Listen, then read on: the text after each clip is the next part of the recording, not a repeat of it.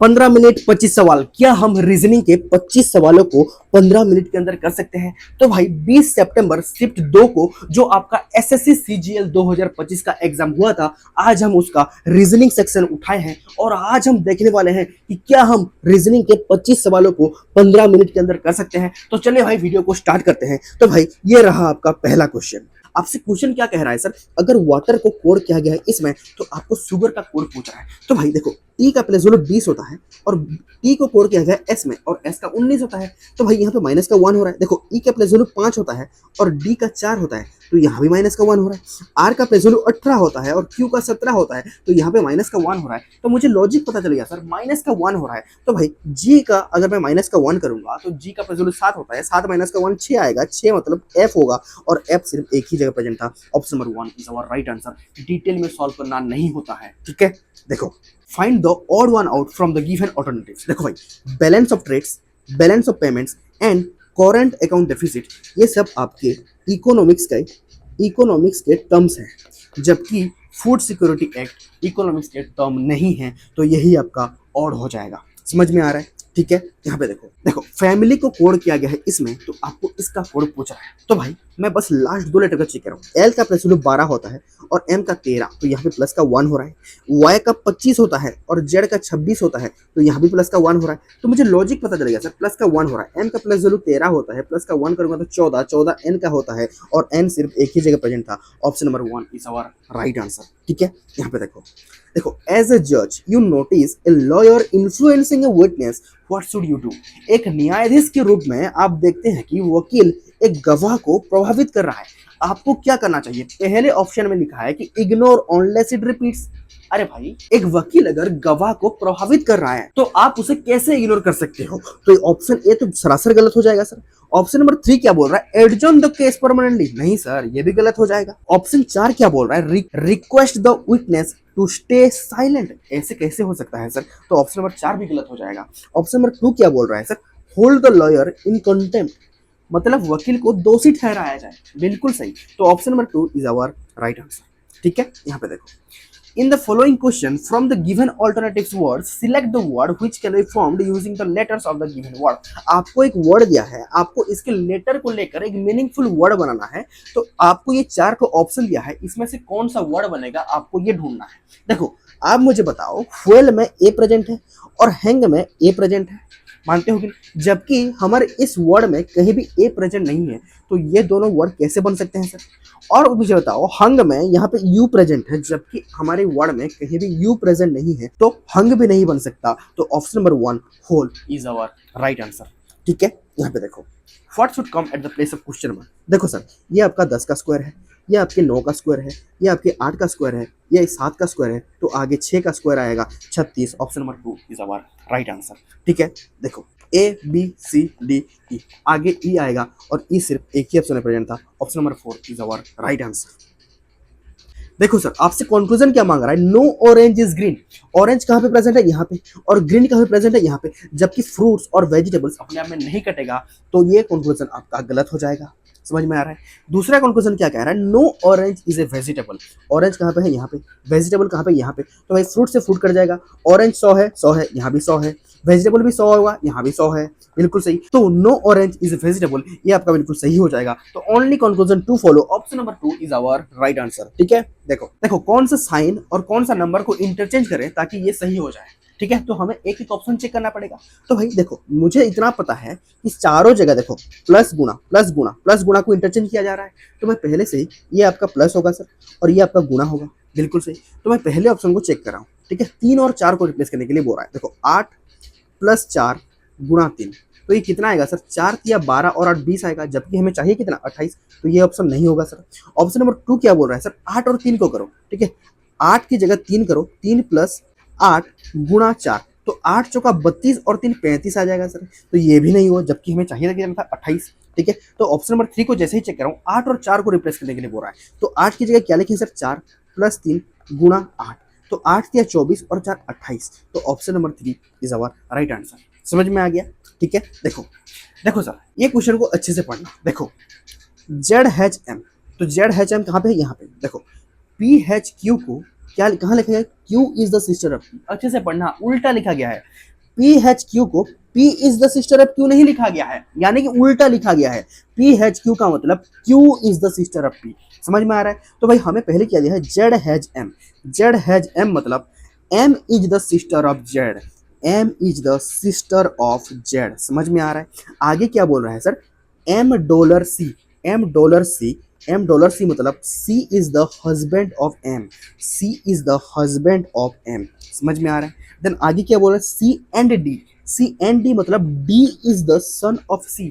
D is the son of C। बिल्कुल सही। आगे क्वेश्चन क्या कह रहा है सर? D एंड E मतलब E is the son of D। E is the son of D। तो आपसे क्वेश्चन क्या कह रहा है sir? How is E related with M? How is E related with M? तो भाई सन, बेटे का बेटा, grandson, option number 1 is our right answer. समझ में आ गया? देखो तो भाई ये क्वेश्चन का आंसर आप मुझे कमेंट सेक्शन में बताना। ये आपके होमवर्क का क्वेश्चन है, ठीक है? ओके, देखो व्हाट कम्स नेक्स्ट। देखो भाई, अगर मैं इस क्वेश्चन में स्टेप फॉर्म बनाने लगूं तो कोई भी लॉजिक मुझे नहीं मिलेगा।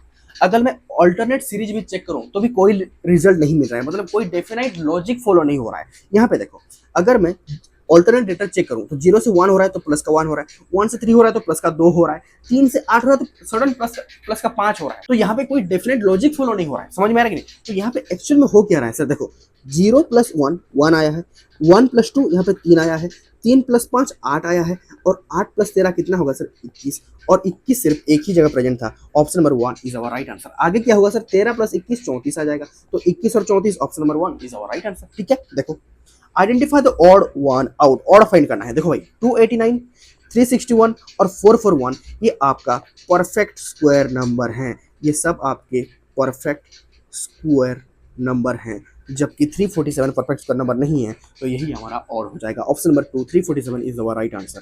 ठीक है, देखो in a family of 6 member ABCDEF, A and B are married couple. A and B are married couple. कौन मेल है कौन फीमेल है हमें नहीं बताया है। C is the only son of A। C is the only son of A। D is the only daughter of B। D is the only daughter of B। F is the mother of B। F is the mother of B। हमें question में क्या बोल रहा है sir? How is the grand mother of C। Grand mother of C कौन है? C के grand mother F है। Option number 4 is our right answer. एक महिला की ओर इशारा करते हुए जॉन ने कहा, वह मेरी माँ की एकलौती पुत्री है। तो वह महिला जॉन से किस प्रकार संबंधित है? वह मेरे माँ की एकलौती पुत्री है, इसका मतलब मेरी बहन है, sister. Option number 2 is our right answer. खत्म भैया। ठीक है, देखो देखो भैया, एप्पल, ऑरेंज, लीची सब फ्रूट्स हैं, जबकि मेरी गोल्ड फ्लावर है। तो ऑप्शन नंबर 4 ही हमारा ऑड हो जाएगा। समझ में आ गया? ठीक है, देखो देखो भाई, if in an examination centre the centre codes and the roll number are decided by the initial of states और union territories followed by digits in a particular pattern like. Maharashtra को कोड किया गया है MH में, तो आपको उत्तर प्रदेश का code पूछ रहा है, उत्तर प्रदेश का UP। Option number 2 is our right answer. खत्म भैया। ठीक है, देखो हमें एक एक ऑप्शन चेक करना पड़ेगा। तो पहले गुणा और प्लस को इंटरचेंज करो। 22 माइनस का 4, गुणा की जगह प्लस लिखो, डिवाइड 2 और प्लस की जगह गुणा लिखो। ठीक है, देखो भाई 2/2 इधर 1 आ जाएगा, और 1 × 6 ये तो 6 आ जाएगा सर। और 6 और 4 10, 22 में से 10 घटाऊंगा तो कितना आएगा सर? 12 आ जाएगा, जबकि हमें चाहिए कितना है? 20। तो ये वाला ऑप्शन आपका गलत हो जाएगा सर। ऑप्शन 2 को मैं अगर चेक कर रहा हूँ, माइनस और प्लस। देखो 22 माइनस की जगह प्लस लिखो, गुणा 2 डिवाइड 2 और प्लस की जगह माइनस लिख दो। देखो 2/2 1 आ जाएगा। ठीक है, 2/2 1 आ जाएगा। ठीक है, 4 × 1 4 आ जाएगा, 22 और 4 26, 26 में से 6 जाएगा तो 20 आ जाएगा। तो यही आपका सही आंसर है। Option number 2 is our right answer. ठीक है, यहाँ पे देखो 1 से 4 हो रहा है, तो यहाँ पे 4 × 4 हो रहा है। 4 से 16 हो रहा है, तो 4 चौका 16 गुणा 4 हो रहा है। 16 से अगर 64 हो रहा है तो गुणा 4 हो रहा है। तो 64 में मैं अगर गुणा 4 करूंगा तो कितना आएगा? 4 चौका 16, 6 चौ 24 25, 256 आना चाहिए था, जबकि यहाँ पे 324 है। तो 324 ही हमारा रॉन्ग नंबर है। तो option number 4 is our right answer. ठीक है, यहाँ पे देखो, तो भाई यहाँ पे मैं 4 का ग्रुप बना रहा हूँ। 4 का मैं क्या कर रहा हूँ सर? ग्रुप बना रहा हूँ। तो यहाँ पे लॉजिक क्या फॉलो? देखो यहाँ पे FG है, यहाँ पे FG, तो डायरेक्ट दिख गया सर FGHK FGHK FGHK। तो GFKH option number 1 is our right answer. ठीक है, देखो देखो सर स्टेटमेंट पढ़ो। स्टेटमेंट क्या बोल रहा है?